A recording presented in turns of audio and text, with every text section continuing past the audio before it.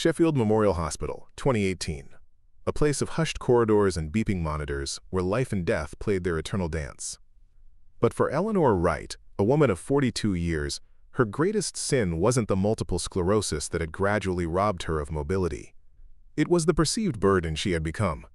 Dismissed from her accounting position after her condition made it impossible to maintain her previous pace, she found herself adrift in a world that seemed to value productivity above all else.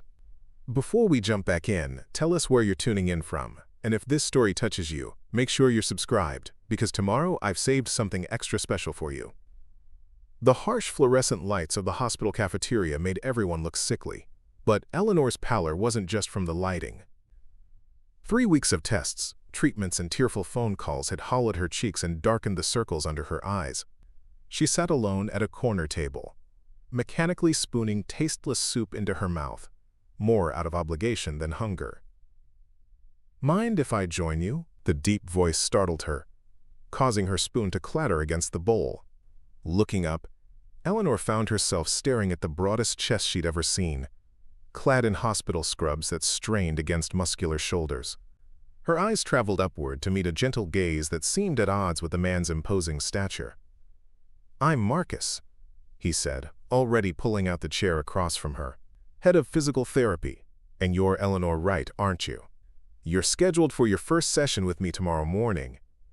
Eleanor nodded, suddenly self-conscious of her unwashed hair and the hospital gown peeking out from beneath her cardigan. "That's me. Though I'm not sure how much good physical therapy will do at this point." Marcus's expression remained unchanged, neither pitying nor dismissing her words. "You'd be surprised what's possible when we focus on what we can do rather than what we can't." There was something in his calm confidence that irritated Eleanor. "Easy for you to say," she muttered, gesturing vaguely at his powerful frame.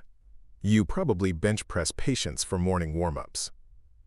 To her surprise, Marcus laughed, a rumbling sound that seemed to vibrate the table between them. "Only the ones who give me attitude before they've even started therapy." His eyes crinkled at the corners, softening his words into the good-natured teasing they were meant to be. Despite herself, Eleanor felt the ghost of a smile tug at her lips. It had been weeks since she'd felt anything resembling humor. "I've reviewed your file," Marcus continued, his tone shifting to professional efficiency. "Your MS has progressed more rapidly than expected, but there's still plenty we can work with. The key is setting realistic goals and building from there." Eleanor stared down at her cooling soup. "What's the point? I've already lost my job. My apartment lease is up next month, and my sister's made it clear she doesn't have room for—" She swallowed hard. "For someone who needs constant care." Marcus was silent for a moment, studying her with those attentive eyes that seemed to see more than Eleanor was comfortable revealing. "The point," he finally said, "is that you're still here. And while you're here, we work with what we have." "And what exactly do I have?" The bitterness in Eleanor's voice surprised even her. "I can barely hold a spoon steady. I used to manage million-dollar accounts, and now I can't even manage to dress myself some mornings." "You have more than you think," Marcus replied, unperturbed by her outburst. "But we'll get to that tomorrow. 8 o'clock, therapy room B. Don't be late."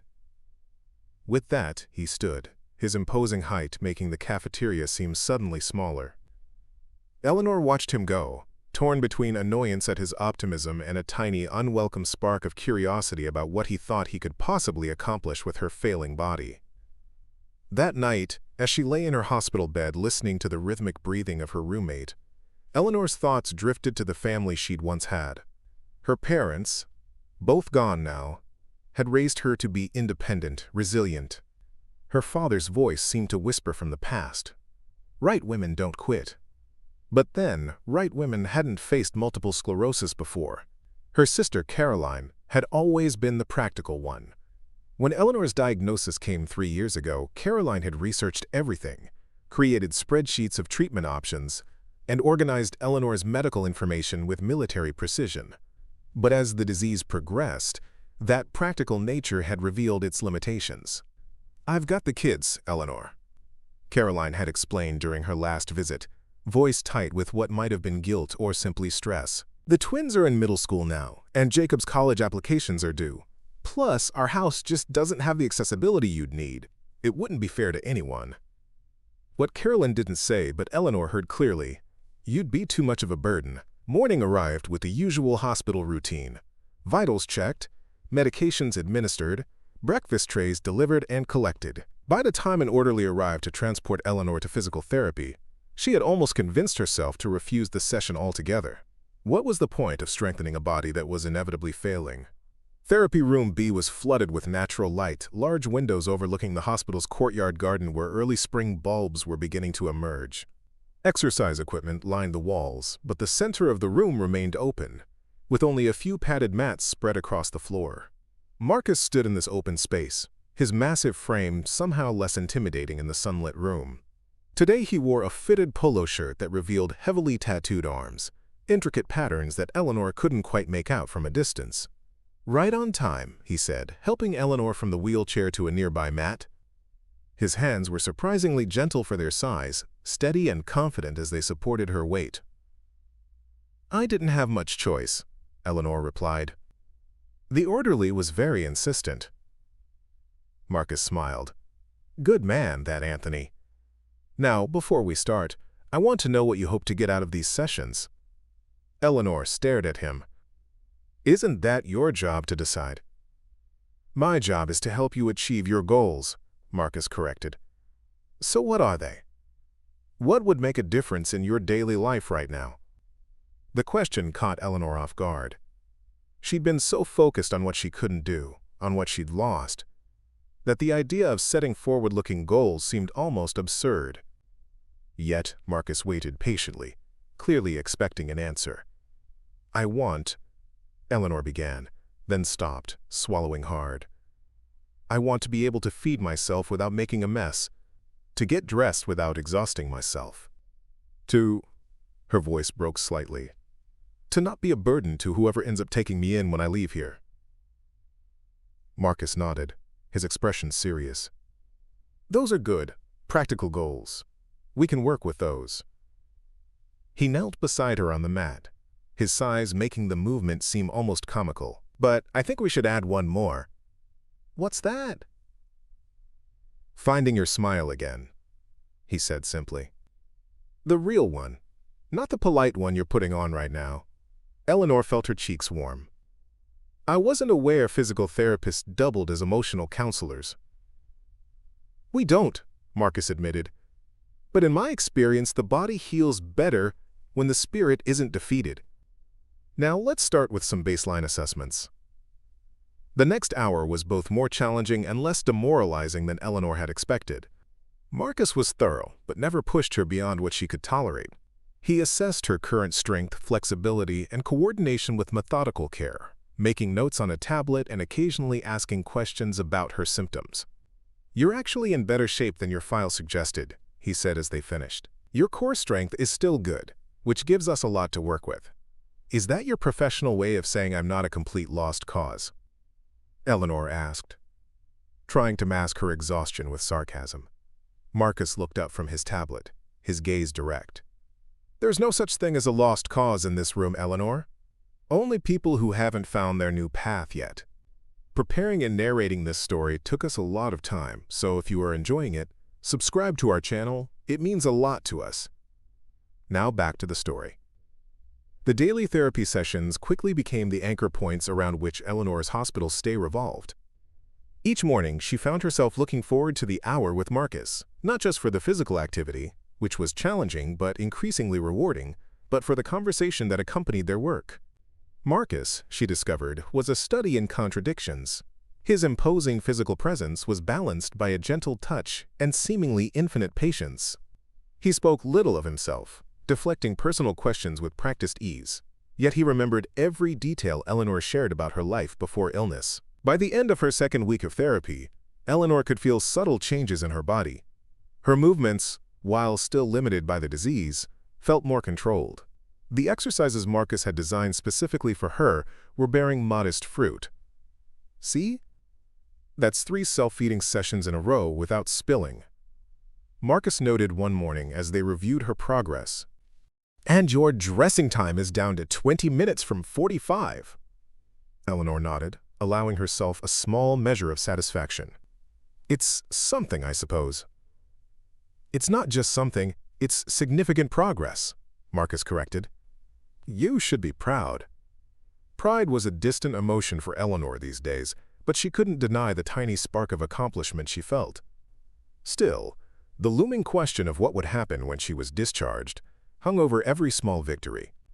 "I met with my caseworker yesterday," she said, focusing on the resistance band exercise Marcus had set for her. "She's looking into assisted living facilities, but the waiting lists are long, and my insurance coverage is limited." Marcus nodded, his expression thoughtful. "There are sometimes other options. Community placements, shared housing arrangements." He paused, adjusting her arm position slightly. "What about friends from before? Anyone who might be able to help temporarily?" Eleanor gave a short, humorless laugh. "You mean the colleagues who sent flowers once and never visited? Or the neighbors who suddenly became too busy to chat when I started using a cane?" She shook her head. "It's amazing how quickly people disappear when chronic illness enters the picture." "Not everyone," Marcus said quietly. "No," Eleanor conceded after a moment. "Not everyone.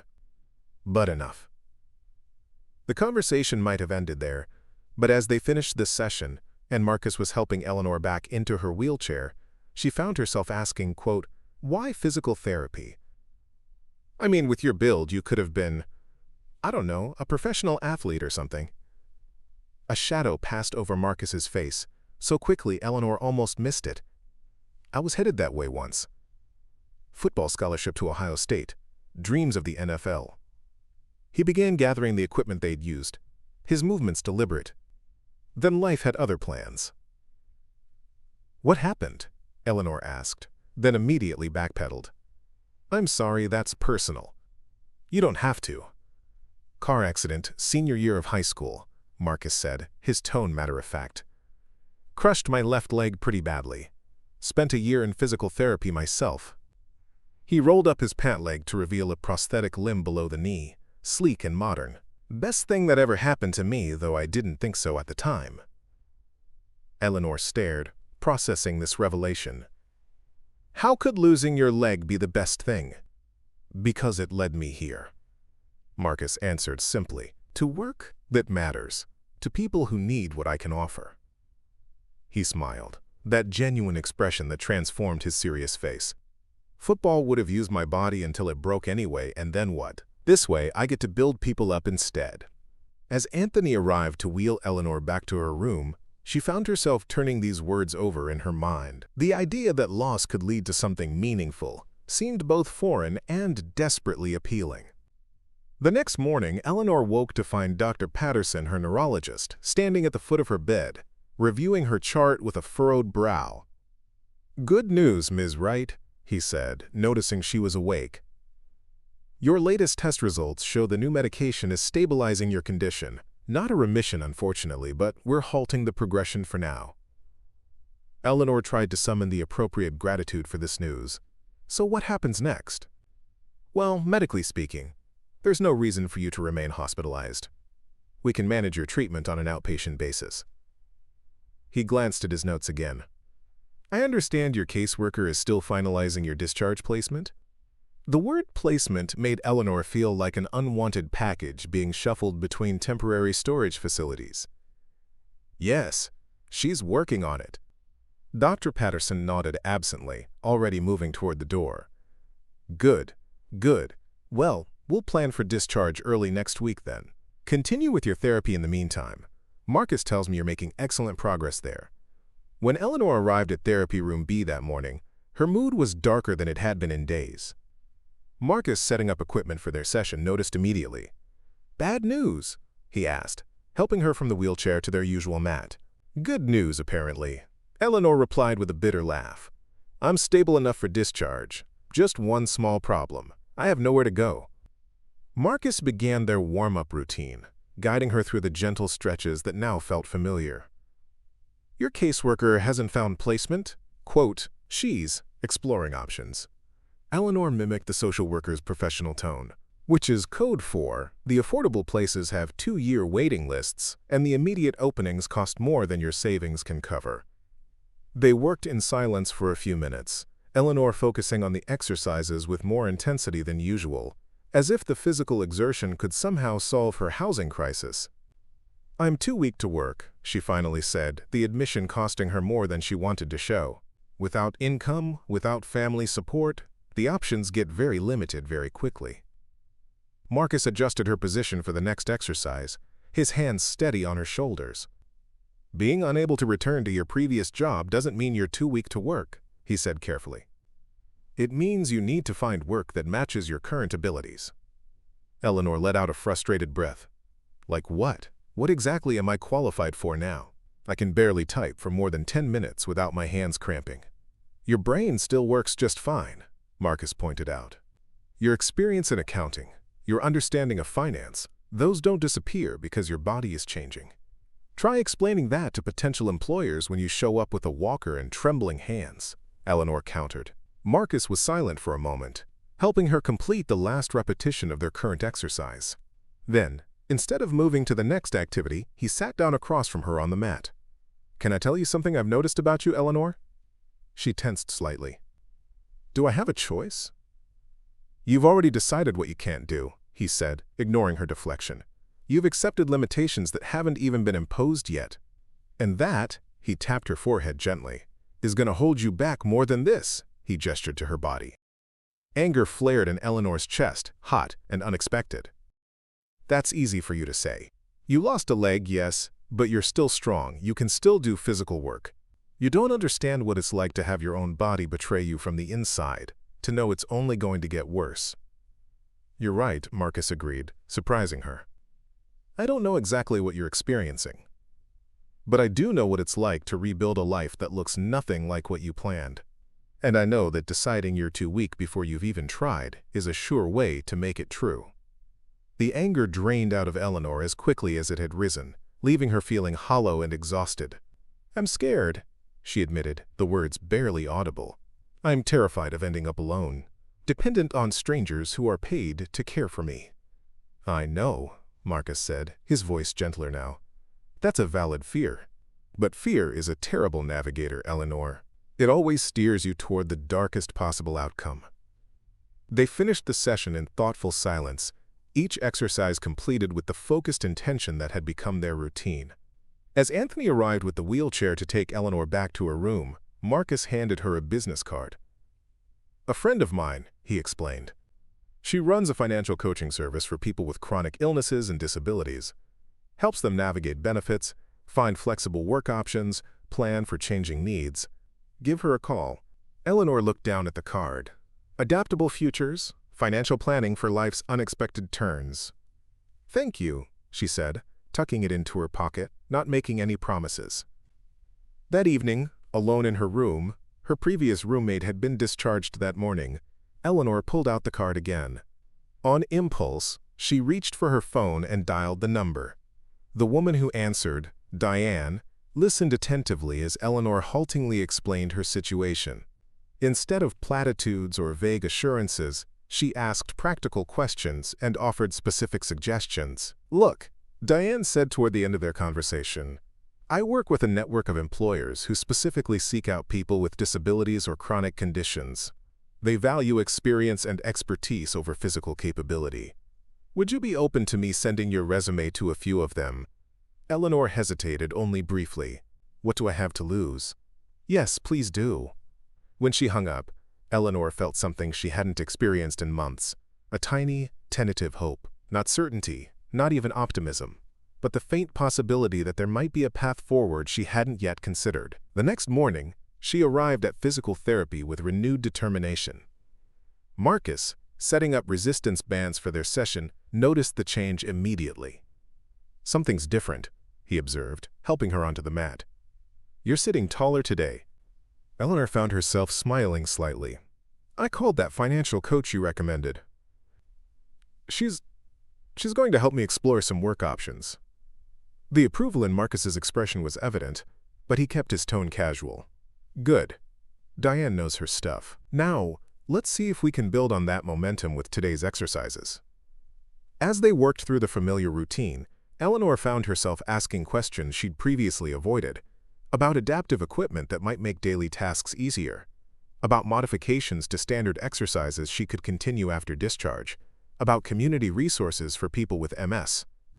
Marcus answered each query thoughtfully, occasionally demonstrating a technique or making notes of items she might need. Throughout it all, Eleanor noticed how he spoke about her future as if it were a given that she would find her way, that solutions existed to the problems she faced. "You really believe this, don't you?" she asked as they finished the session. "That I can build a meaningful life despite everything?" Marcus looked at her for a long moment, his expression serious. "I don't just believe it, Eleanor. I've seen it, over and over. People adapting, finding new paths, creating lives of purpose in circumstances they never would have chosen." He began gathering the equipment they'd used. The human spirit is remarkably resilient when we stop telling it what it can't do. As Anthony arrived with the wheelchair, Marcus added, "By the way, I'm hosting a small gathering at my place this Saturday. Game night with some friends, nothing fancy. Several of them have various disabilities or chronic conditions. Would you like to come?" The invitation caught Eleanor completely off guard. You're inviting me to your home? Is that even allowed?" Marcus smiled. "You're being discharged Monday. By Saturday, you'll be a former patient, not a current one. Besides," his smile widened, "I'm inviting you as a friend, not as a therapist." Eleanor found herself nodding before she'd fully processed the offer. "I'd like that." "Thank you." As Anthony wheeled her back to her room, Eleanor realized she was smiling. A real smile, not the polite mask she'd worn for so long. The future was still uncertain, the challenges still daunting, but for the first time in months, she was looking forward to something. That night, Eleanor received an email from Diane.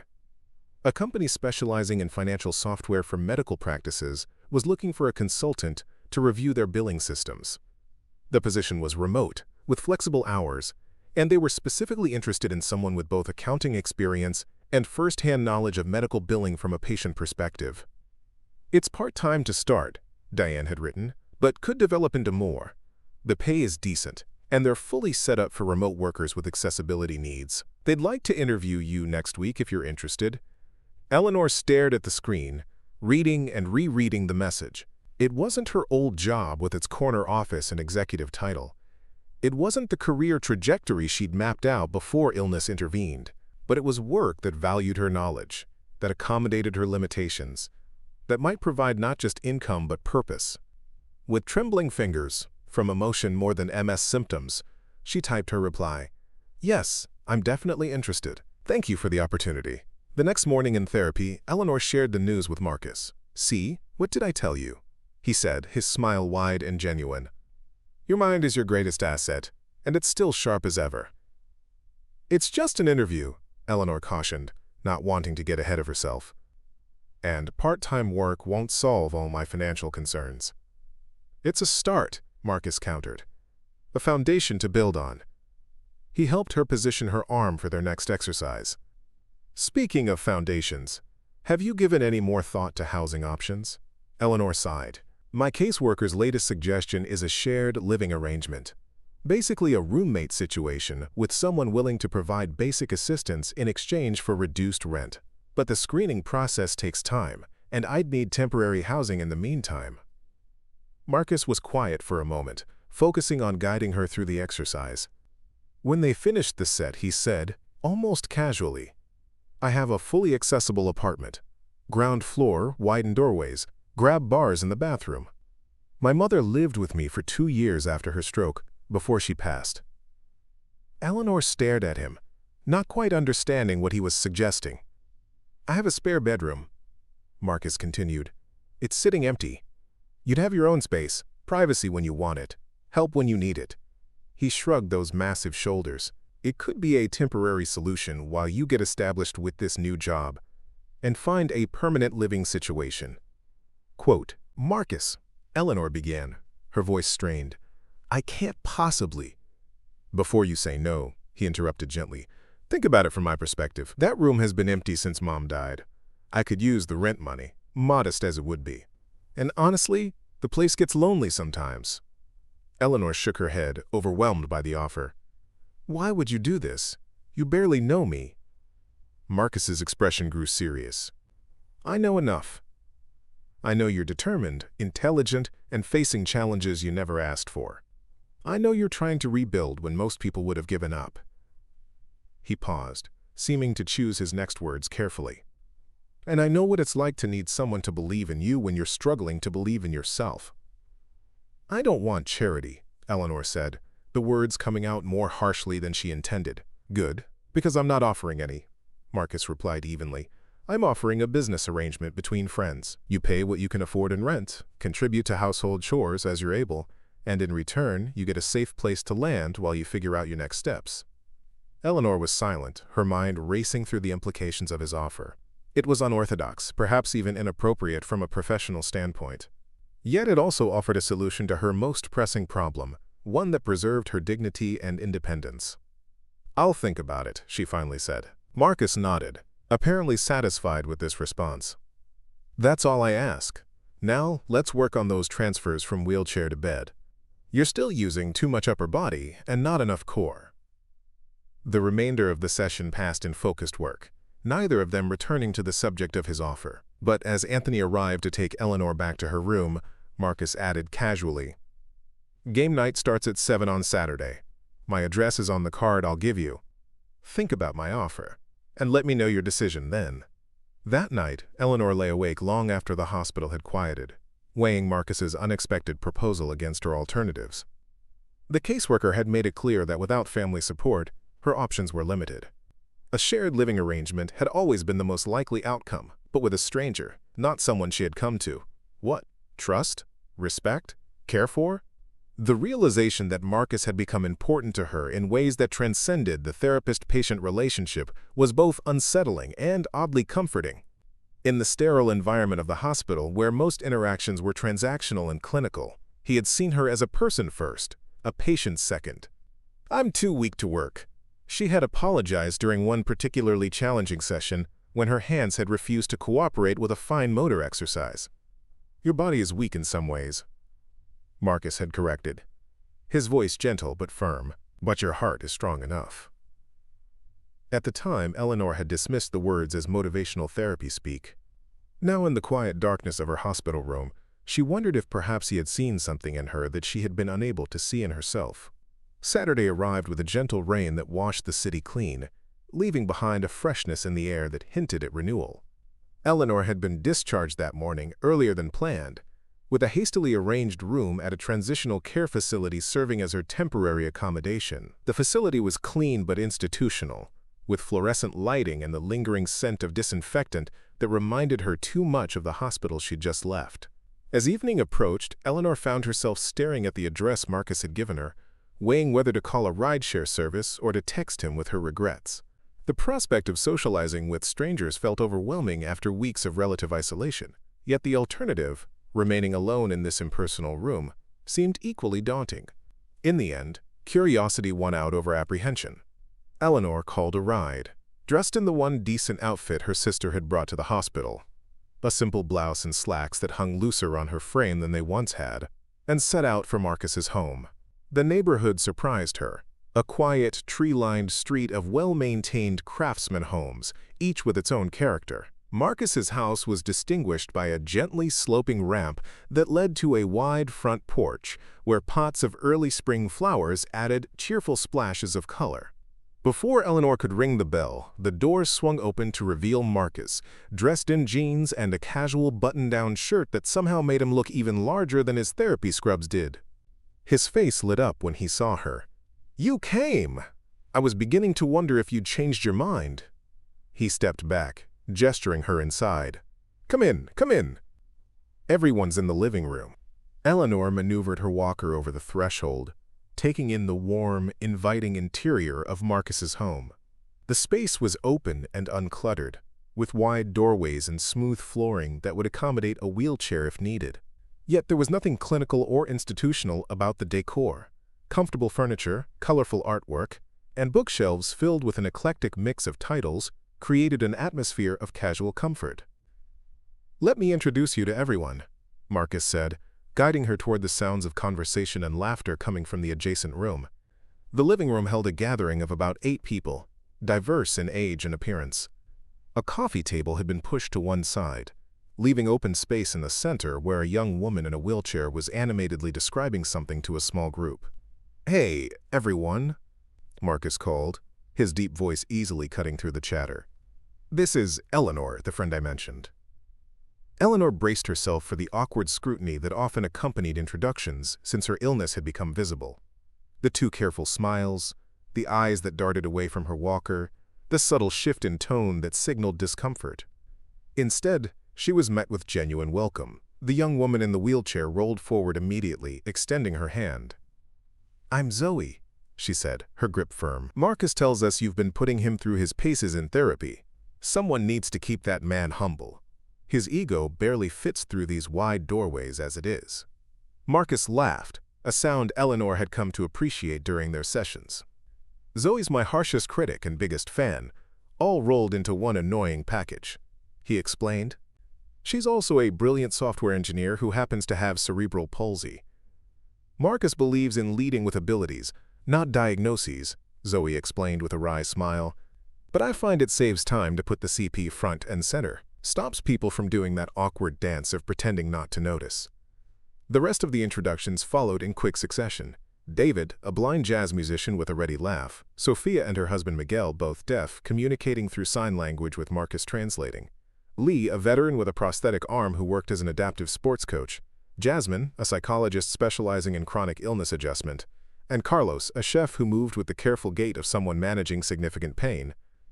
What struck Eleanor most was not the various disabilities represented in the room, but how little they seemed to define the gathering. Conversation flowed naturally. Accommodations were made without fuss or attention, and the focus remained on connection rather than limitation. "Drinks in the kitchen," Marcus said, once the introductions were complete.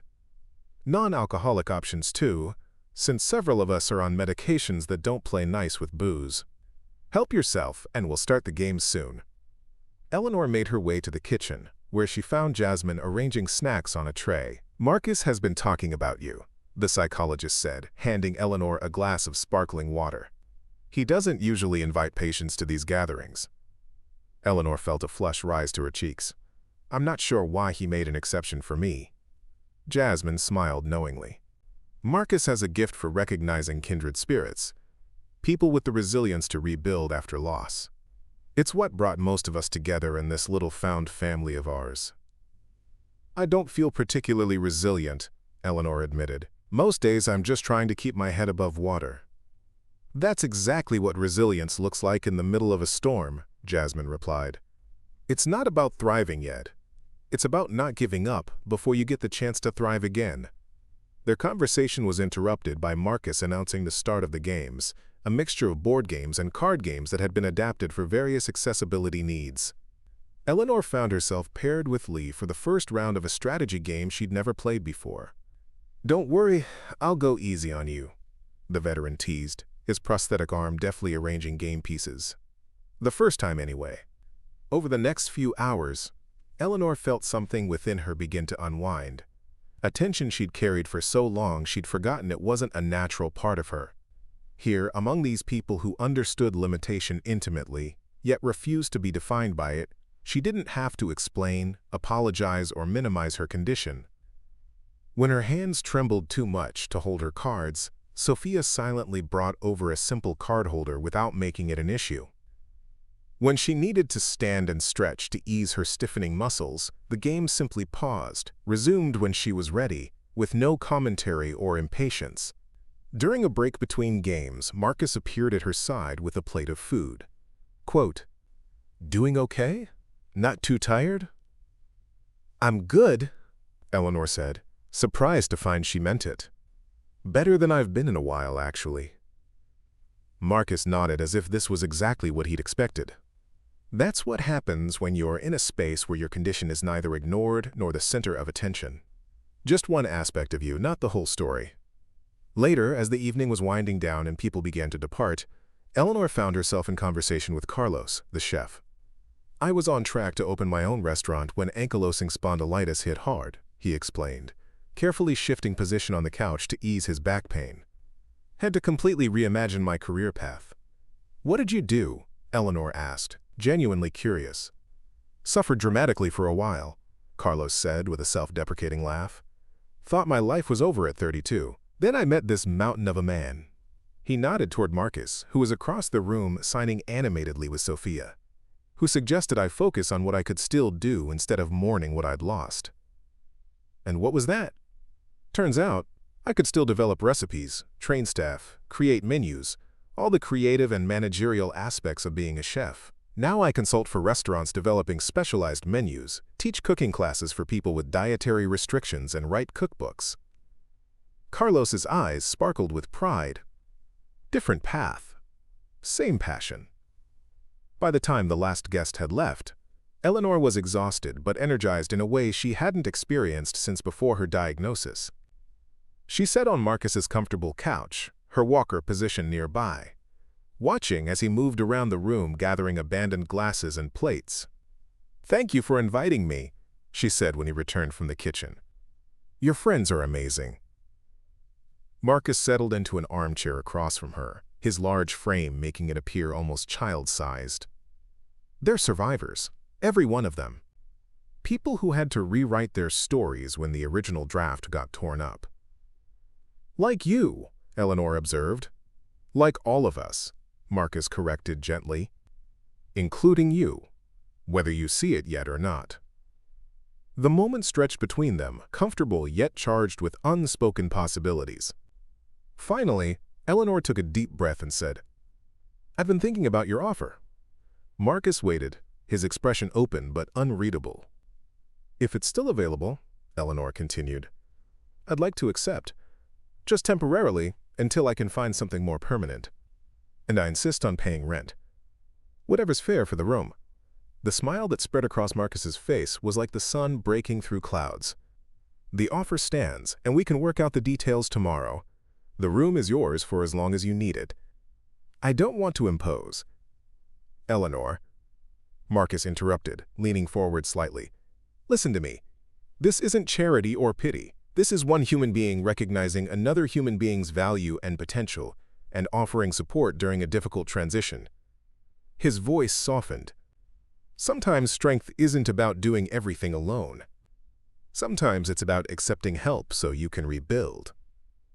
The words settled over Eleanor like a warm blanket, comforting in their simple truth. For the first time since her diagnosis, she felt seen not just for who she had been or the limitations she now faced, but for who she might yet become. The transition to living in Marcus's home was both easier and more challenging than Eleanor had anticipated. The practical aspects were straightforward. The room was indeed fully accessible, with a private bathroom equipped with grab bars and a roll-in shower. Marcus had thought of details Eleanor wouldn't have considered.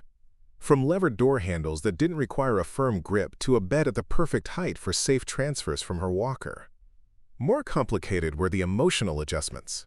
After years of living alone, sharing space with another person required a recalibration of habits and expectations. There was also the delicate dance of establishing boundaries, ensuring their arrangement remained appropriate while acknowledging the growing friendship between them.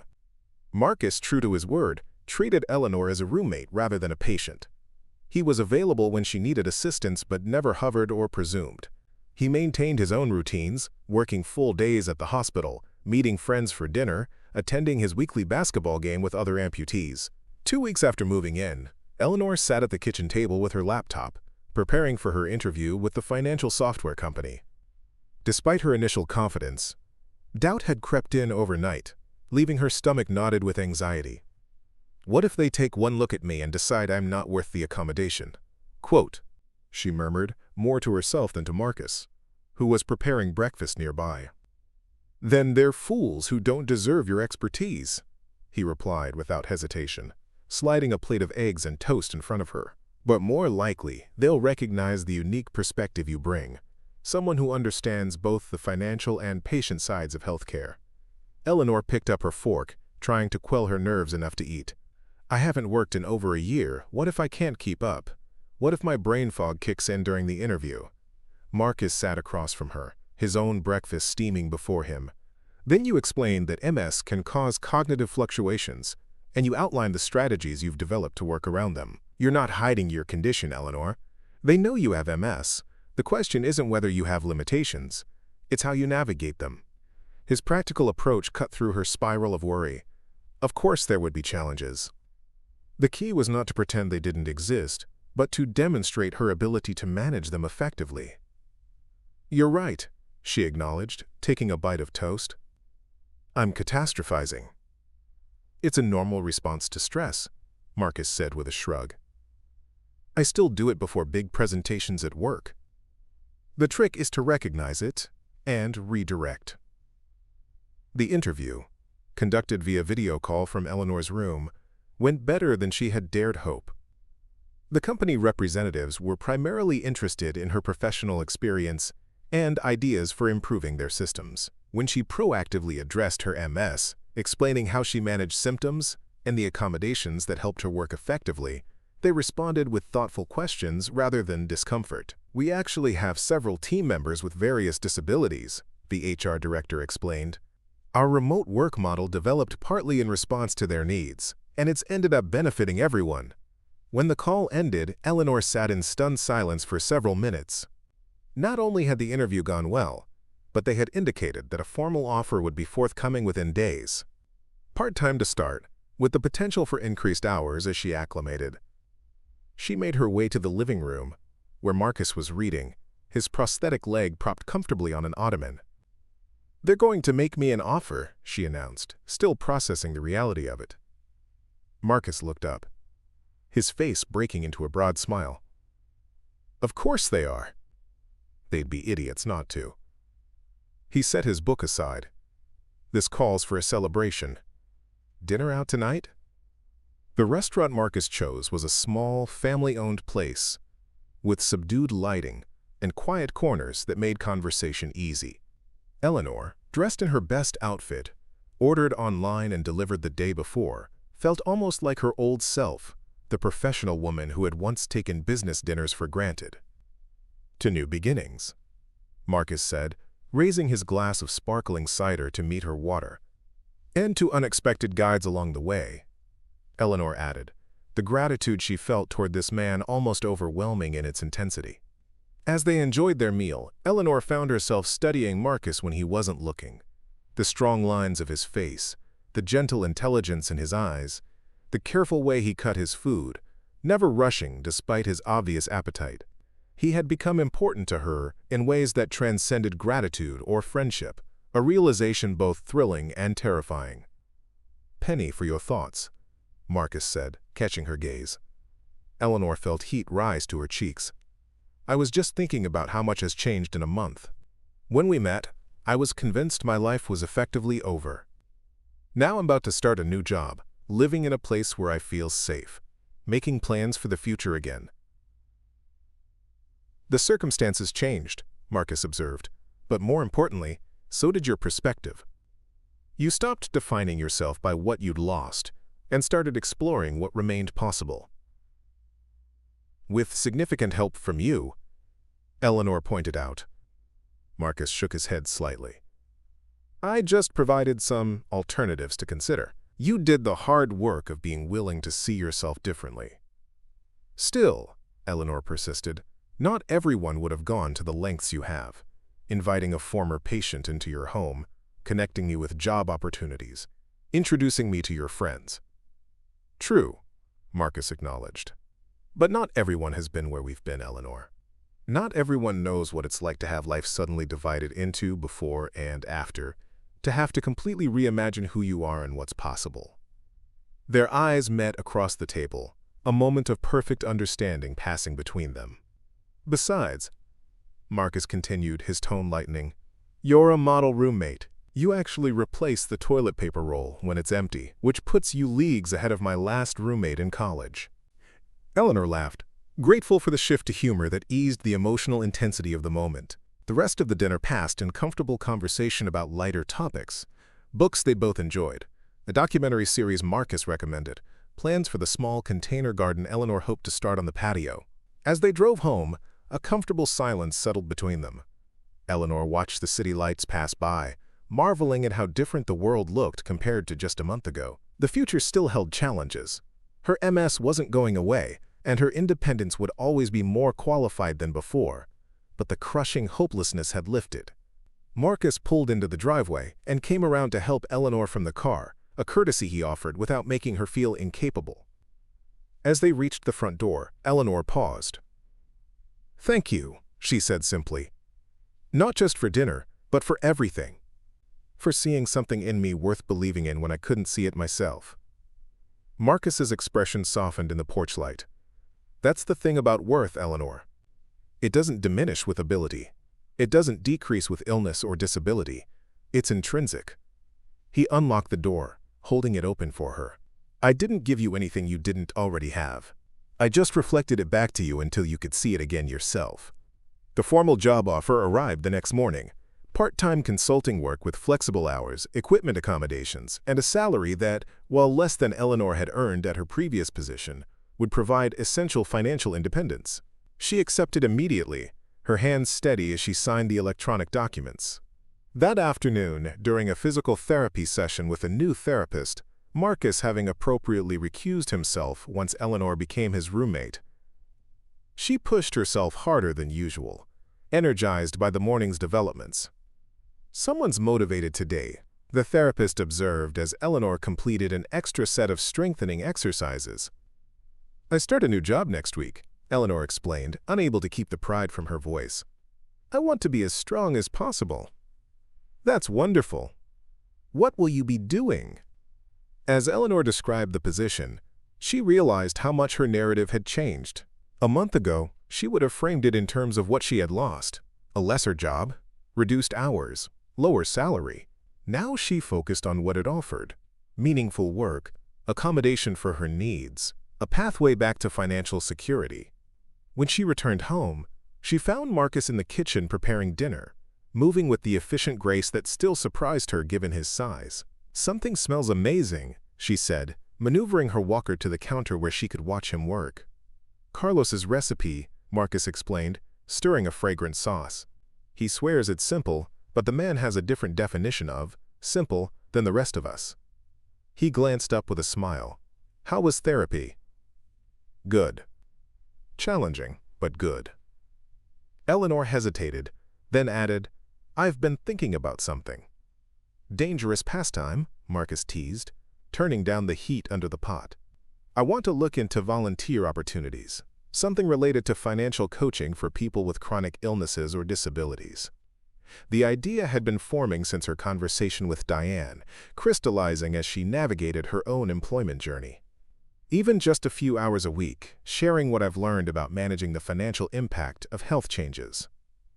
Marcus's expression was one of unguarded approval. "That sounds perfect for you. Your expertise combined with your personal experience would be incredibly valuable." "It's probably too soon," Eleanor hedged. "I should focus on the new job first, get settled." "Or," Marcus countered, "it could complement your professional transition. Give you purpose beyond the job itself." Eleanor considered this perspective. "Maybe you're right. I'll reach out to Diane, see if she knows of any organizations that could use help." As they prepared the table for dinner, Marcus handling the heavier items, Eleanor managing the place settings, she was struck by how naturally they had fallen into patterns of cooperation. Neither assuming the other was incapable, both recognizing when assistance was needed. It was a dance of mutual respect rather than dependence. "I've been meaning to ask," Marcus said as they sat down to eat. "How are things with your sister?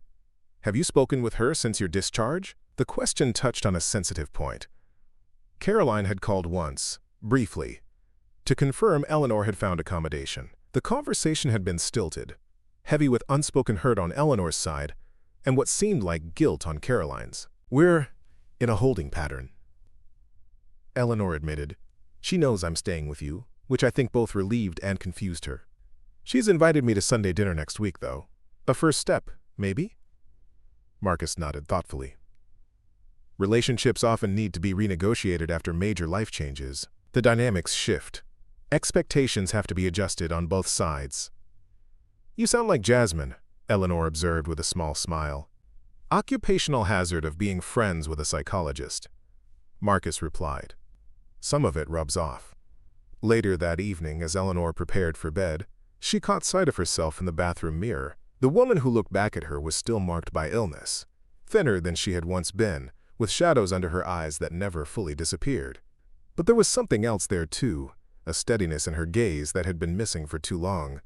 "Your heart is strong enough," she whispered to her reflection, echoing Marcus's words from weeks ago.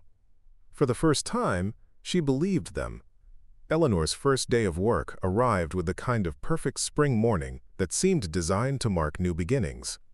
Sunlight streamed through the kitchen windows as she carefully prepared her workspace in the small home office. Marcus had helped her set up in a corner of her bedroom. Laptop positioned for optimal ergonomics, supportive chair adjusted to the right height, scheduling app open to help her manage energy throughout the day. "Nervous?" Marcus asked, appearing in the doorway with a mug of tea that he set within easy reach. "Terrified," Eleanor admitted with a small laugh. "Excited too, but mostly terrified. That's the optimal state for growth, according to Jasmine." Marcus leaned against the doorframe, his posture relaxed. "Just enough fear to keep you sharp, enough excitement to push through it." Eleanor took a deep breath, adjusting her blouse, professional on top for video calls, comfortable pants below where the camera couldn't see. "I keep worrying they'll realize they've made a mistake hiring me." "Imposter syndrome," Marcus nodded. "I still get it sometimes, especially when I'm working with patients who have complex needs. But remember, they hired you for a reason. Your knowledge didn't disappear when your health changed." His confidence in her was unwavering, a steady light she could navigate by when her own belief flickered. As Marcus headed out for his shift at the hospital, he paused at the front door. "Text me if you need anything." "And Eleanor?" He waited until she met his eyes. "You've got this." Left alone, Eleanor turned to her computer, the familiar territory of spreadsheets and financial systems calming her nerves. Her new employers had arranged a gradual onboarding, 4 hours today, with frequent breaks built into the schedule, and a direct supervisor who understood the unpredictable nature of chronic illness. By lunchtime, Eleanor was surprised to discover that the morning had flown by. Her brain had engaged with the work eagerly, as if grateful to be challenged after months of disuse. There had been moments of brain fog when words eluded her, and twice she'd needed to stand and stretch when sitting became too uncomfortable. But the flexible structure allowed for these adjustments without penalty or judgment. She sent Marcus a quick text. "First morning complete. Still employed. Brain actually works." His reply came almost immediately. Never doubted it for a second. The afternoon brought a video meeting with her new team, 5 people scattered across 3 time zones, connected by technology and shared purpose. Eleanor had braced herself for the awkwardness that often accompanied first introductions, since her illness had become visible, but found instead a group of professionals who seemed genuinely interested in her expertise rather than her condition. "We're excited to have someone with both accounting background and patient perspective," her supervisor Renee explained. "It gives you insight most of our team doesn't have." By the end of her shortened workday, Eleanor was exhausted but exhilarated. The mental stimulation had awakened something in her that had been dormant for too long, a sense of capability, of making meaningful contribution. The fatigue she felt was different from the crushing exhaustion of illness. It was the satisfying tiredness that comes from purposeful effort. When Marcus returned home that evening, he found Eleanor on the patio, enjoying the last of the day's sunshine. "So?" "Full report," he said, dropping into the chair beside her. "And don't leave anything out. I've been curious all day." Eleanor found herself recounting every detail: the projects she'd been assigned, the team dynamics she'd observed, the accommodations that had worked well, and the adjustments she'd need to make. Marcus listened attentively, asking thoughtful questions that helped her process the experience. "The best part," she concluded, "was feeling useful again, like I have something to offer that's valued." "You've always had something to offer," Marcus pointed out gently. "The difference is now you're in an environment that recognizes it." The days that followed established a new rhythm to Eleanor's life. Work mornings, rest periods in the afternoons, dinner with Marcus in the evenings when their schedules aligned. Twice weekly physical therapy continued, now focused on maintaining function rather than recovery. Weekend gatherings with the circle of friends she'd met at that first game night became a highlight she looked forward to. Small victories accumulated, a particularly challenging project completed on time, a day managing household tasks without assistance, an evening out with new colleagues where her condition was neither hidden nor the focus of attention. There were setbacks too, of course. Days when the fatigue was overwhelming, when her hands refused to cooperate with simple tasks, when brain fog made work impossible. The difference was in how Eleanor approached these challenges, not as failures or confirmations of worthlessness, but as expected fluctuations to be managed with patience and appropriate adjustments. 3 weeks into her new job, Eleanor received an email from Diane connecting her with a local nonprofit that offered financial counseling to people with chronic illnesses and disabilities. They needed volunteer advisors who could commit to just 2 hours per week, providing guidance on navigating health insurance, disability benefits, and employment options. "Is it too soon to take this on?" Eleanor asked Marcus that evening, showing him the email. "I'm still getting used to the work schedule." Marcus considered the question seriously. "Only you can judge your energy levels, but from what I've observed, you have more capacity than you realize. And this kind of work, helping others through challenges you faced yourself, can actually be energizing rather than depleting." Eleanor decided to start with a 1-month trial commitment. Her first advising session was with a young woman recently diagnosed with lupus, overwhelmed by medical bills and the prospect of reduced work hours. "I don't know how to plan for a future I can't predict," the woman said, tears threatening. "One day I feel almost normal, the next I can barely get out of bed. How do I build a life around that kind of uncertainty?" The question resonated deeply with Eleanor, echoing her own struggles of recent months. "You build it differently," she said gently, "with more flexibility, more contingency plans, and a different definition of success than you might have had before." As she guided the young woman through practical strategies, negotiating with medical providers, exploring income protection options, restructuring financial priorities, Eleanor realized she was sharing not just technical knowledge, but hard-won wisdom about adapting to a life reshaped by illness. "Thank you," the woman said as their session concluded. "You're the first person who's made me feel like there might be a way forward." Eleanor left the virtual meeting with a profound sense of purpose. The volunteer work satisfied something professional success alone could not, the deep human need to transform personal suffering into meaning that could benefit others. That Sunday, Eleanor faced another milestone: dinner at her sister's home. The invitation had come tentatively, Carolyn's voice on the phone suggesting both guilt and an uncertain desire for reconciliation. "Do you want me to drive you?" Marcus offered that morning, sensitive to Eleanor's anxiety about the visit. She shook her head. "I think this is something I need to do on my own, but thank you." The rideshare dropped her at Caroline's neat suburban home at precisely 5 o'clock. Eleanor paused on the walkway, remembering the last time she'd visited, before her most recent relapse, when she'd still been able to hide the worst of her symptoms, when her sister had still been able to pretend things might return to normal. Caroline opened the door before Eleanor could ring the bell, her expression a complex mixture of emotions. "You're here," she said, as if she hadn't quite believed Eleanor would come. "Come in, please." The house was exactly as Eleanor remembered, immaculately organized, photos of the children prominently displayed, everything in its proper place. Caroline had always found security in order, control, and careful planning. Eleanor's illness, with its unpredictability and messy realities, had disrupted that carefully constructed world. Caroline's husband, Thomas, greeted Eleanor warmly, helping her with her jacket and ensuring the path to the dining room was clear for her walker. The children appeared briefly, the twins, now awkward preteens more interested in their devices than family dinner, and Jacob, home from his first year of college, polite but distant. Conversation over dinner was stilted at first, carefully avoiding the elephant in the room, Caroline's inability to offer Eleanor a home when she needed it most. They discussed safe topics: Jacob's college courses, the twins, school activities, Thomas's work promotion. It wasn't until the children had been excused and Thomas tactfully retreated to his home office that the sisters found themselves alone with the weight of unspoken hurt between them. "I've been thinking about you constantly," Caroline finally said, her hands wrapped tightly around her coffee mug. "Wondering if you were really okay, if this living arrangement with your therapist is appropriate."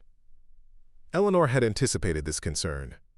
"Former therapist," she corrected gently. "And Marcus is a friend now, a good one." His home is fully accessible because his mother lived with him after her stroke. It's a temporary solution that's working well for both of us. Caroline's expression remained troubled.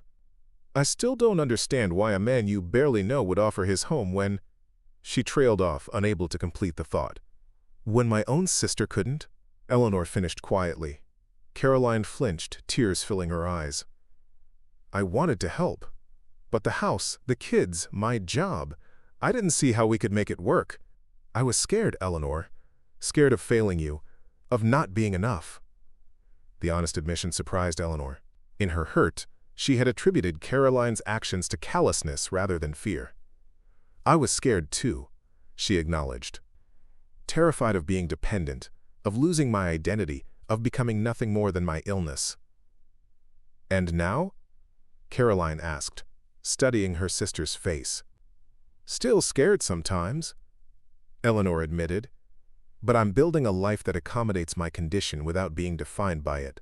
Working again, volunteering, making new friends who understand chronic illness because they're living with it too. You seem… different, Caroline observed. More at peace, maybe. Eleanor considered this. I've stopped fighting so hard against what is and started working with what can be. It's made all the difference. The conversation that followed was the most honest they'd had in years. Caroline acknowledged her guilt and the relief she'd felt when Eleanor found alternative housing. Eleanor expressed her hurt, but also her growing understanding that not everyone was equipped to provide the support she had needed. I'd like to be part of your life again, Caroline said as the evening drew to a close. Not as a caretaker, but as a sister. If you'll let me.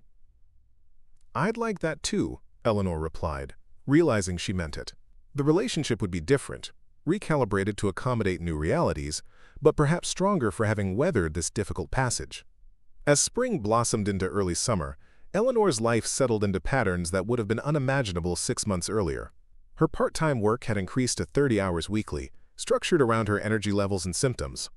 The volunteer financial advising had become a cherished commitment, connecting her to a community of individuals navigating similar challenges. Her relationship with Caroline was slowly rebuilding, with regular phone calls and occasional family dinners that grew less awkward with each occurrence. The twins had even visited Marcus's home once, fascinated by his prosthetic leg and impressed with the adaptive equipment that helped their aunt maintain independence. And then there was Marcus himself. Their relationship had evolved in ways neither had anticipated. The initial roommate arrangement had transformed into a deep friendship built on mutual respect and understanding. They moved through shared spaces with the comfortable familiarity of people who genuinely enjoy each other's company, each making small adjustments to accommodate the other's needs without keeping score. Eleanor found herself watching Marcus more often. The gentle way he interacted with his therapy patients when she occasionally visited the hospital, his deep belly laugh when something genuinely amused him, the thoughtful furrow of his brow when he was considering a problem. She noticed how he never rushed her, how he adjusted his naturally long stride to match her slower pace, how he anticipated her needs without making her feel helpless. One evening, as they prepared dinner together, a choreographed routine they had perfected over months, Eleanor realized with sudden clarity that what she felt for Marcus had grown beyond friendship. The recognition was both exhilarating and terrifying. "You're quiet tonight," Marcus observed as they ate on the patio, enjoying the warm evening air. Eleanor smiled, deflecting. "Just tired. Good tired, though. I finished that big billing system analysis today." Marcus accepted this explanation, moving the conversation to plans for the weekend, a gathering at Zoe's apartment to celebrate her promotion at work. Yet Eleanor caught him watching her with thoughtful eyes when he thought she wouldn't notice, as if trying to read something beneath her words. That night, alone in her room, Eleanor confronted the realization that had been building for weeks.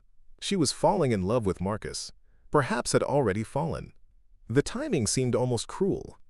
Just as she was establishing her independence, finding her footing in this new life, her heart was pulling her toward emotional vulnerability she wasn't sure she was ready for.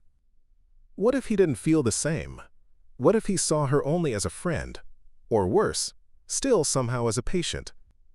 What if her health deteriorated again, and she became the very burden she had fought so hard not to be? These questions circled in her mind, keeping sleep at bay until the early hours of the morning. When she finally drifted off, her dreams were a confused tangle of fears and hopes that left her unrested. The next day brought a setback, the first significant MS flare she'd experienced since beginning her new job. Eleanor woke to legs that felt leaden, vision blurred in her right eye, and the overwhelming fatigue that signaled her immune system was attacking her nervous system again. She managed to text her supervisor, grateful for the established protocols they had created for just such occurrences. Then Marcus, who was already at work. His reply was immediate. "Taking my lunch break now.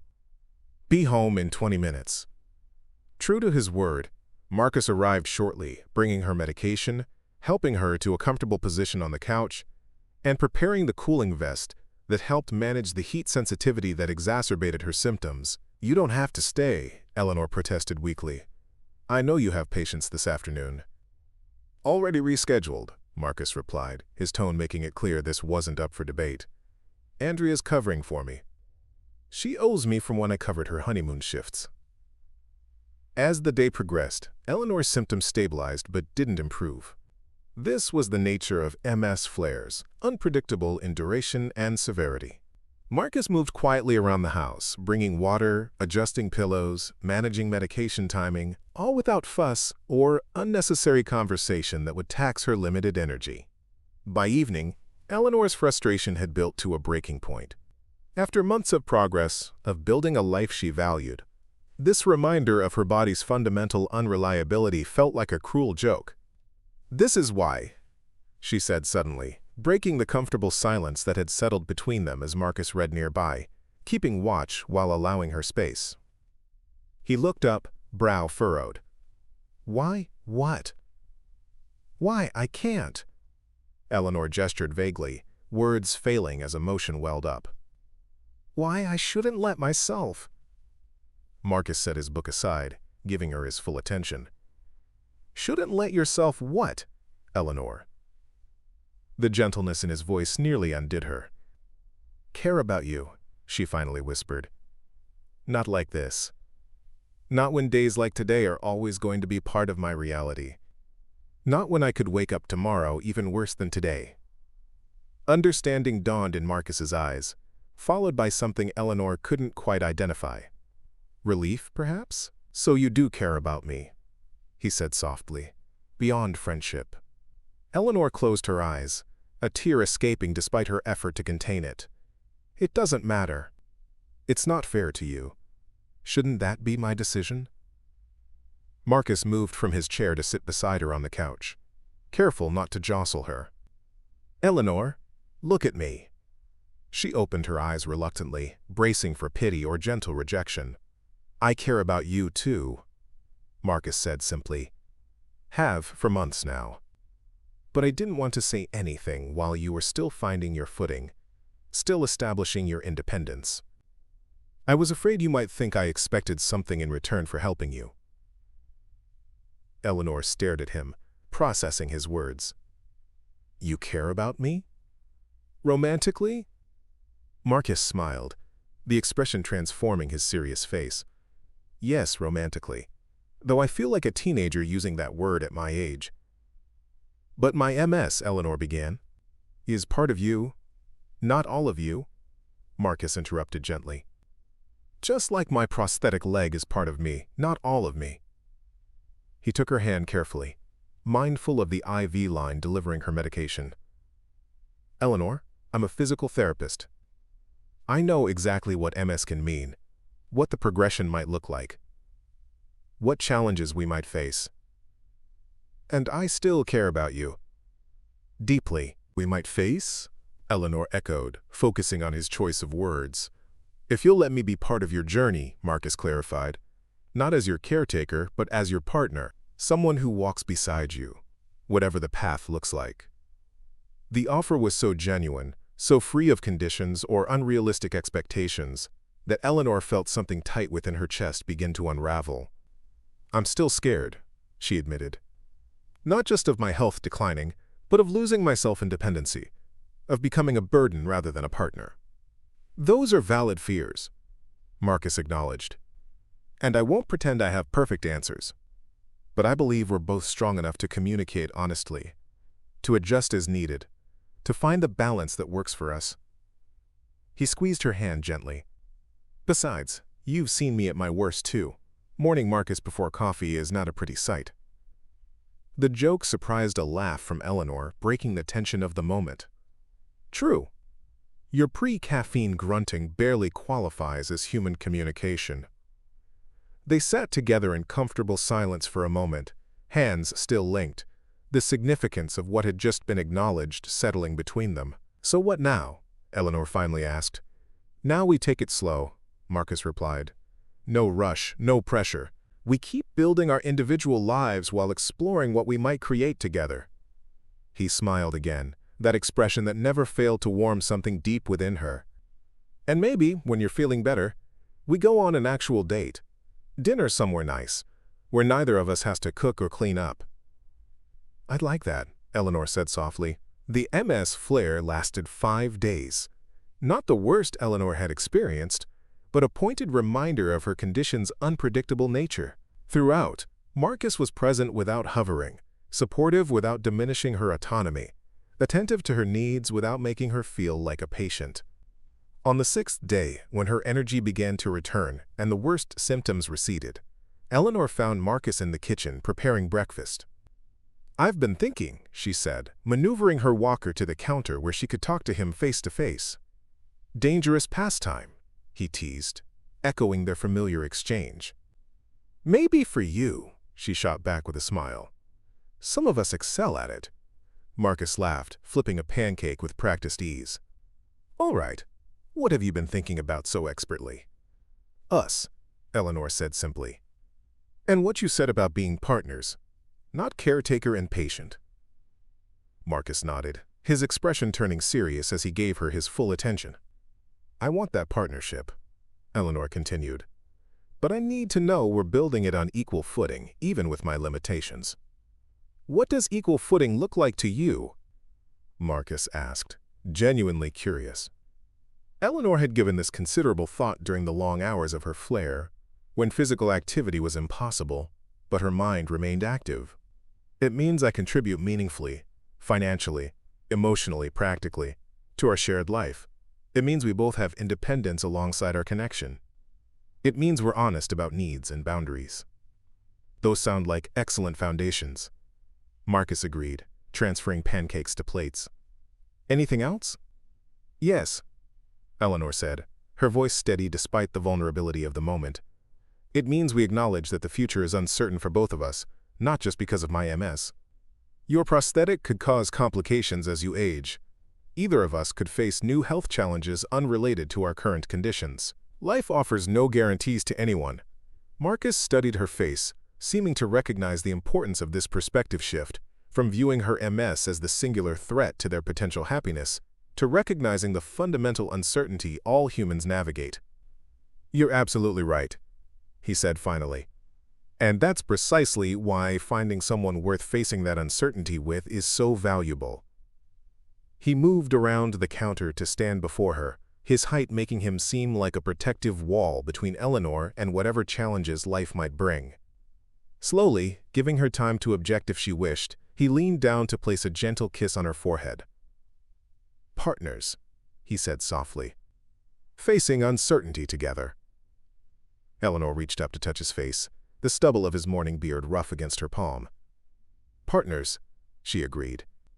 In that moment, standing in the kitchen with morning sunlight streaming through the windows, Eleanor felt something she had almost forgotten. Not just hope for the future, but faith in her ability to meet it on her own terms. Her body might be weak in ways she couldn't control, but her heart, as Marcus had recognized long before she did, was strong enough for whatever lay ahead, strong enough to love, strong enough to risk, strong enough to build a life that honored both her limitations and her possibilities. And that, Eleanor realized, was the greatest strength of all. Their first official date took place at a small French bistro tucked away on a quiet side street, its patio strung with twinkling lights that turned the ordinary evening magical. Eleanor wore a dress she'd ordered online, a flowing garment in deep blue that complemented her eyes and accommodated her mobility needs without sacrificing style. Marcus had traded his usual casual attire for a sports jacket and button-down shirt that transformed him from imposing to distinguished. "You look beautiful," he said when he helped her from the car, his eyes reflecting genuine appreciation rather than the polite compliments she'd grown accustomed to. "You clean up pretty well yourself," Eleanor replied, feeling a flutter of excitement that had nothing to do with her medical condition and everything to do with the man standing before her. The restaurant staff had prepared for her accessibility needs without fuss, a discreet ramp leading to their table, which was positioned for easy navigation with her walker. The consideration touched Eleanor deeply, not because it highlighted her limitations, but because it removed barriers that might have distracted from the evening's purpose. Two people exploring their connection beyond friendship. Over a shared appetizer, their conversation flowed with the ease of people who had already moved past superficial getting-to-know-you exchanges. They discussed books they'd read, documentaries that had provoked thought, dreams they'd set aside, and new ones they were considering. "I always wanted to travel more," Eleanor admitted, sipping her sparkling water. "Not just tourist destinations, but places where you can experience different ways of living. That seems less feasible now, with my mobility issues and medication schedule." Instead of offering placating reassurances, Marcus considered her words thoughtfully. It would require more planning, certainly, different pacing, medical preparations. But people with conditions more complex than yours travel successfully. He leaned forward slightly. "Where would you go first, if limitations weren't a concern?" The question invited Eleanor to dream rather than dwell on obstacles. "Japan," she answered without hesitation. "The contrast between ancient traditions and cutting-edge modernity fascinates me. And the concept of wabi-sabi, finding beauty in imperfection and impermanence, resonates with me now more than ever." Marcus's expression brightened. "I've always wanted to visit Japan too. My physical therapy mentor spent a year studying there, learning techniques that aren't widely practiced in Western medicine. He said their approach to rehabilitation often focuses on working with the body's new reality rather than trying to force it back to a previous state." "That sounds like a philosophy that extends beyond physical therapy," Eleanor observed. "The best ones do," Marcus agreed. "That's why I love my field. It's about the whole person, not just the body part that needs rehabilitation." As their main courses arrived, Eleanor found herself studying Marcus with new awareness. His passion for his work, his genuine interest in people's stories, his ability to face challenges without minimizing them, these qualities had first drawn her to him as a therapist, then as a friend, and now as something more. "What?" Marcus asked, catching her gaze. "I'm just wondering how I got lucky enough to find someone who understands both weakness and strength so completely," Eleanor answered honestly. Marcus's expression softened. "I could say the same about you. Do you know how rare it is to meet someone who's faced what you have and emerged with greater wisdom rather than bitterness? Who's rebuilding a life with such courage and determination?" The compliment warmed Eleanor from within. For so long, she had seen herself primarily through the lens of loss. Diminished capacity, reduced independence, narrowed possibilities. Marcus saw something different. Resilience, adaptation, the strength required to navigate profound change. "Courage feels like an overstatement," she demurred. "Most days I'm just trying to figure it out as I go, like everyone else." "That's exactly what courage is," Marcus countered gently. "Not fearlessness, but continuing forward despite the fear. Not having all the answers, but asking the questions anyway." Quote, their conversation continued through dessert and coffee, ranging from lighthearted childhood memories to deeper reflections on how their respective health challenges had shaped their worldviews. When the evening finally drew to a close, Marcus helped Eleanor into his car with the same careful attention he'd shown all night, supportive without being overprotective, aware of her needs without making them the focus. At home, for Eleanor had truly begun to think of Marcus's house as home, they lingered on the porch, both reluctant to end the evening. "Thank you for tonight," Eleanor said, meaning far more than just the dinner. Marcus's smile reflected understanding of all she wasn't saying. "First of many, I hope." Their goodnight kiss was gentle, almost tentative, a new threshold crossed with mutual awareness of its significance. Eleanor felt a long-dormant part of herself awakening, the woman who existed beyond illness, beyond practical concerns, beyond the roles that had defined her for so long. As summer bloomed in full, Eleanor and Marcus's relationship deepened alongside the season's warmth. They established rituals that honored both their individual needs and their growing connection. Weekend breakfasts on the patio, evening walks when Eleanor's energy permitted, quiet reading time side by side when conversation wasn't necessary. Eleanor's work continued to expand, her initial part-time position evolving into a more comprehensive role as her employers recognized the value she brought. Her volunteer financial advising had led to invitations to speak at support groups for newly diagnosed patients, sharing practical wisdom about navigating the economic impact of chronic illness. "You should consider writing a book," Marcus suggested one evening after Eleanor returned from a particularly successful workshop. "There are plenty of medical resources for MS patients, but not many that address the financial and career implications with your level of expertise." The idea took root in Eleanor's mind, growing from a distant possibility into a concrete project. She began outlining chapters, interviewing others with various chronic conditions about their financial journeys, researching publishing options. The work energized rather than depleted her, providing purpose beyond her paid employment. Their circle of friends, initially Marcus's connections but now equally Eleanor's, provided both support and normalcy. Game nights continued, now hosted at different homes on a rotating basis. Eleanor and Zoe had developed a particular bond, the younger woman's irreverent humor and technical brilliance complementing Eleanor's more reflective nature. "You two are disgustingly perfect together," Zoe commented during one gathering, watching Eleanor and Marcus move in the synchronized dance they'd developed, anticipating each other's needs without diminishing independence. "Like, seriously, save some relationship goals for the rest of us." Eleanor laughed, but the observation stayed with her. Not because she believed in perfection. Her MS had taught her the futility of such expectations, but because she recognized the rare gift of finding partnership built on mutual understanding of limitation and possibility. The relationship wasn't without challenges, of course. Eleanor's condition meant some planned activities had to be canceled when symptoms flared. Marcus occasionally grew frustrated when well-intentioned attempts to help were perceived as overstepping. They learned to navigate these tensions through honest conversation, recalibrating boundaries when needed, giving grace when communication faltered. As August heat gave way to September's gentler warmth, Eleanor faced a significant decision. Her 6-month lease at the transitional housing facility where she still officially resided was ending, requiring her to either renew or find permanent accommodation. Though she had been living primarily at Marcus's home since spring, they had maintained the separate residence as both practical backup and emotional safety net. "What are you thinking?" Marcus asked one evening as they sat on the porch, watching the sunset paint the sky in dramatic purples and oranges. He had been careful not to pressure her, allowing Eleanor to set the pace of their relationship's evolution. "I'm thinking it's time to make this arrangement official," she replied, after a thoughtful pause. "If you're still comfortable with it." Marcus's expression brightened. "More than comfortable.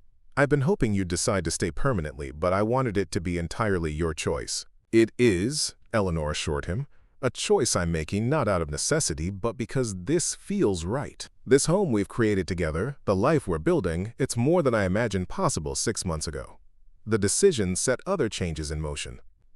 Eleanor's sister helped clear out the few remaining possessions from the transitional facility. The bedroom that had been Eleanor's room was reorganized to function as both their shared bedroom and her home office.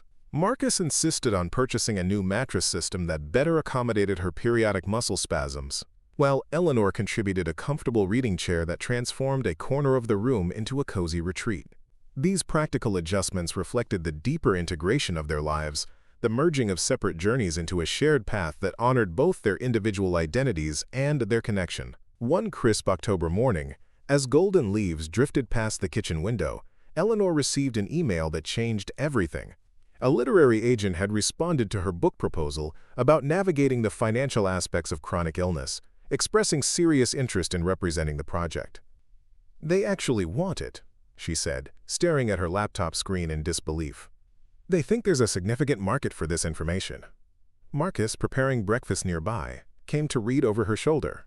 "Of course they do. You're filling a crucial gap in resources for people facing health challenges." His pride in her accomplishment was evident. "This could help thousands of people, Eleanor." The validation of her expertise, not despite her condition but partly because of it, completed a circle that had begun in that hospital cafeteria nearly a year ago. What had initially seemed like the end of her professional identity had instead been a transformation, allowing her to leverage both her financial knowledge and her lived experience into something uniquely valuable. As fall deepened toward winter, Eleanor and Marcus settled into the comfortable rhythms of committed partnership. They navigated holiday plans with their respective families, Marcus joining Eleanor for Thanksgiving at Caroline's home, where the tension of past estrangement had given way to cautious rebuilding. "He's good for you," Caroline observed, watching Marcus teaching her twins a card game in the living room. "I've never seen you so at peace with yourself." "He sees me clearly," Eleanor explained. "Not just the MS, not just what I can or can't do, but who I am beneath all that. And he lets me see him too, his vulnerabilities, his strength, his full humanity." Caroline's expression softened with something like regret. "I'm sorry I couldn't be what you needed when you were first diagnosed. I was so afraid of doing it wrong that I ended up not doing much at all." "We're both learning," Eleanor replied, reaching for her sister's hand. "And there's time now to build something new between us."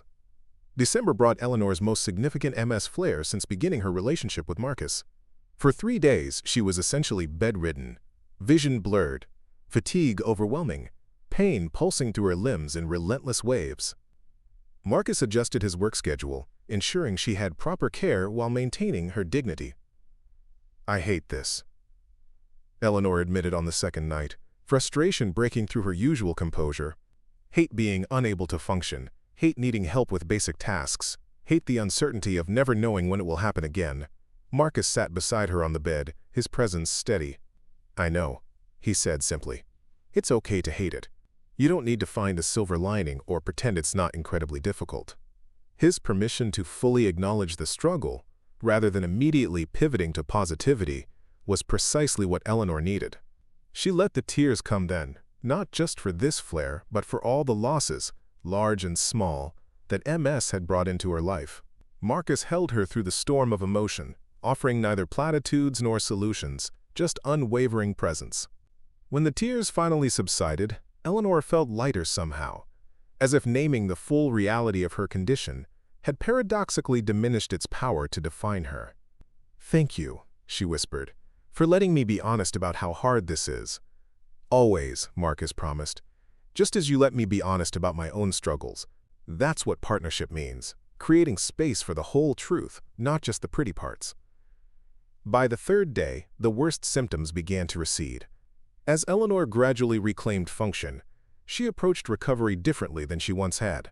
Not with frustration at limitations that lingered, but with patience for the body that was doing its best under difficult circumstances. The experience deepened their relationship in unexpected ways. Marcus had seen Eleanor at her most vulnerable, and she had allowed herself to be fully seen, not just the capable, adapting woman she strived to be, but also the person who sometimes struggled against the reality of chronic illness. "I think I needed that," Eleanor reflected as they sat by the fireplace a week later, her strength largely restored. "To know that you could see me at my worst, and still—" she hesitated, searching for the right words. "Still love you?"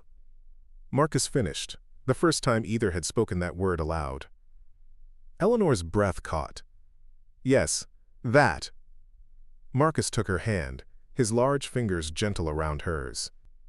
"I do love you, Eleanor, not despite your MS or because of how you handle it, but because of who you are, your intelligence, your compassion, your determination, your humor. All of you."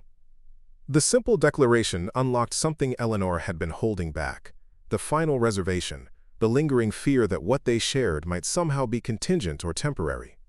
"I love you too," she said, the words emerging with surprising ease. "And I'm not afraid to say it anymore." As winter's chill gave way to the first tentative signs of spring, Eleanor and Marcus celebrated their 1-year anniversary, not of their first date, but of that initial meeting in the hospital cafeteria that had set everything in motion. "You look so intimidating," Eleanor recalled as they shared a private dinner at home. "This giant of a man in scrubs, talking about physical therapy as if it could possibly make a difference when my whole life was falling apart." Marcus laughed, the sound still one of Eleanor's favorite things. "And you looked so skeptical. This sharp-eyed woman who clearly thought I was full of motivational nonsense." "You were full of motivational nonsense," Eleanor teased. But it turned out to be exactly what I needed to hear.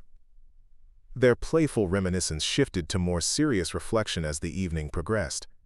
They talked about how far Eleanor had come, from the woman who believed her useful life was over to someone with meaningful work, creative projects, rich relationships, and plans for the future.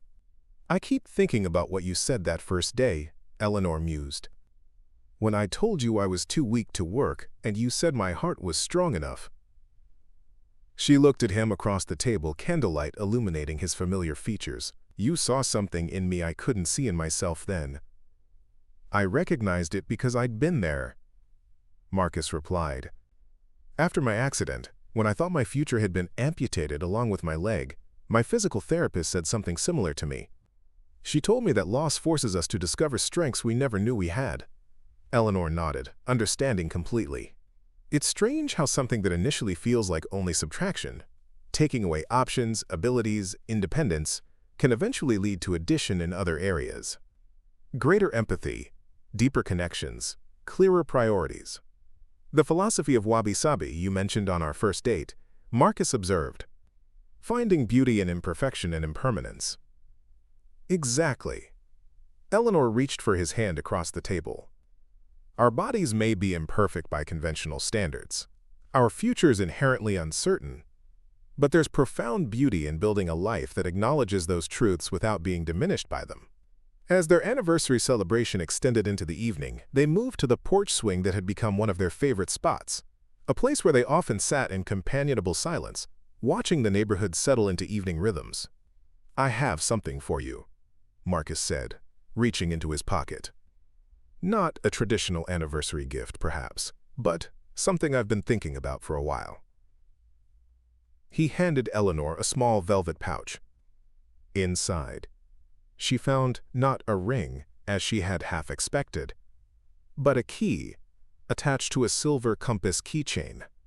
"It's for a cabin in the mountains," Marcus explained as Eleanor examined the gift. "About 2 hours from here, single level, fully accessible, with views that will take your breath away. I bought it last month as an investment property, but also as a retreat for us, a place to escape the city, to rest when needed, to work on your book without distractions." Eleanor was momentarily speechless, touched by the thoughtfulness behind the gift. The compass symbolized not just the physical location, but the journey they had undertaken together, finding their way through unfamiliar territory with tools that helped navigate uncertainty. "This is perfect," she said finally. "A place to breathe, to reset when things get overwhelming." She ran her finger over the compass face. "And I love the symbolism." Marcus smiled, pleased by her reaction. "I thought about a ring," he admitted. "But that felt like rushing ahead when we're doing so well taking things at our own pace. This seemed like a way to say I'm committed to our future together, whatever form it takes." Eleanor appreciated his sensitivity to the complex emotions surrounding traditional relationship milestones. They had already defied conventional timelines by living together before formally dating, by integrating their lives while maintaining individual autonomy. "The cabin is perfect," she assured him, "and when the time feels right for other steps, we'll know." Their conversation drifted to plans for the coming year. Weekend trips to the cabin, the progress of Eleanor's book, Marcus's consideration of a specialized certification in neurological physical therapy, inspired partly by his deeper understanding of MS through Eleanor's experience. "Sometimes I still can't believe how much has changed in a year," Eleanor said as the evening grew late. "From thinking my life was effectively over, to feeling like it's expanding in new directions every day." "That's the thing about rock bottom," Marcus reflected. "It's a terrible place to visit, but sometimes it's where you find your foundation to build something new." Eleanor leaned against his solid presence, grateful beyond words for the journey that had brought them together. Two people who had faced profound physical challenges and emerged with deeper wisdom about what truly constitutes strength. Her body would always have limitations that others didn't face. There would be good days and difficult ones, periods of stability and unexpected flares. But Eleanor had discovered that true weakness wasn't found in muscles that trembled or legs that sometimes failed. It lived in spirits that refused to adapt, in minds that rejected new possibilities, in hearts that closed against vulnerability. By those measures, she was stronger now than she had ever been.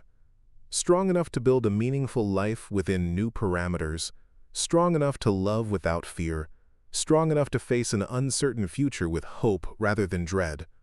As spring unfurled around them, bringing renewal to the world outside their home, Eleanor and Marcus continued writing their shared story, not one of perfect health or absence of struggle, but of authentic partnership in navigating life's inherent challenges. Their love wasn't founded on idealized notions of what might have been in different circumstances, but on clear-eyed acceptance of reality, coupled with determination to create beauty within its constraints. Eleanor's book was scheduled for publication the following year. Her work had expanded to include consulting for companies developing financial products for people with chronic conditions. Her volunteer advising had evolved into a formal mentorship program connecting newly diagnosed patients with those further along in their journey. Marcus continued his hospital work while developing specialized programs for patients with neurological conditions. The cabin became their weekend sanctuary, a place where both could recharge, reconnect, and remember the essential truth they had discovered together: that strength reveals itself most clearly not in the absence of weakness, but in how we respond to it. On a perfect May morning, almost exactly 1 year after Eleanor had first accepted Marcus's invitation to game night, they sat on the cabin's deck, watching sunrise illuminate the mountains. Coffee steamed in their mugs, birds called from nearby trees, and the air carried the scent of pine and possibility. "I was thinking," Marcus said, his voice blending with the natural sounds around them, "about that question I asked when we first met, what you hope to get out of physical therapy." Eleanor smiled at the memory. "I said I wanted to feed myself without making a mess, get dressed without exhausting myself, and not be a burden." "Pretty modest goals in retrospect," Marcus observed. "I was thinking small," Eleanor acknowledged. "Couldn't imagine anything beyond basic function. Certainly couldn't imagine this." She gestured to encompass not just the beautiful setting, but the life they had built together. "And now? What do you hope for?" Marcus asked, his expression tender in the early light. Eleanor considered the question, not with the desperate grasping of someone seeking escape from current reality, but with the grounded hope of someone who had learned to build meaning within life's constraints. "I hope to finish my book and see it help others navigate their own health journeys," she began. "I hope to strengthen my volunteer program, maybe expand it nationally. I hope to travel with you, starting with Japan when we've saved enough, MS accommodations and all." She paused, taking a sip of coffee before continuing. "I hope to keep building this life with you, day by day, adapting as needed but never losing sight of what's possible. And I hope to remember, even on the hardest days, that while my body may sometimes be weak, my heart is indeed strong enough for whatever comes next." Marcus reached for her hand, his touch conveying everything words couldn't fully express: pride, love, partnership, commitment to the journey ahead. Together, they watched the sun climb higher, illuminating not just the landscape before them, but the path they had traveled.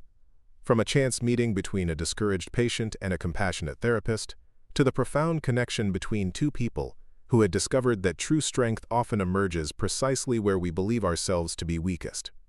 In that quiet moment, surrounded by natural beauty and the life they had carefully constructed, Eleanor knew with absolute certainty that while multiple sclerosis had changed her life's direction, it had not, could not, diminish her capacity for meaning, purpose, and love. That knowledge was the greatest strength of all, not the absence of weakness, but the courage to build a beautiful life within its reality. A life that honored limitations without being defined by them. A life that recognized imperfection and impermanence not as flaws to be overcome, but as the very conditions that make human connection so precious. Whatever challenges tomorrow might bring, Eleanor would face them with the understanding that had transformed her journey from despair to hope. She might be too weak in body to work the way she once had, but her heart, her resilient, adaptable, loving heart, was strong enough for the life that waited to be lived. Up next, you've got 2 more standout stories right on your screen. If this one hit the mark, you won't want to pass these up. Just click and check them out. And don't forget to subscribe and turn on the notification bell so you don't miss any upload from us.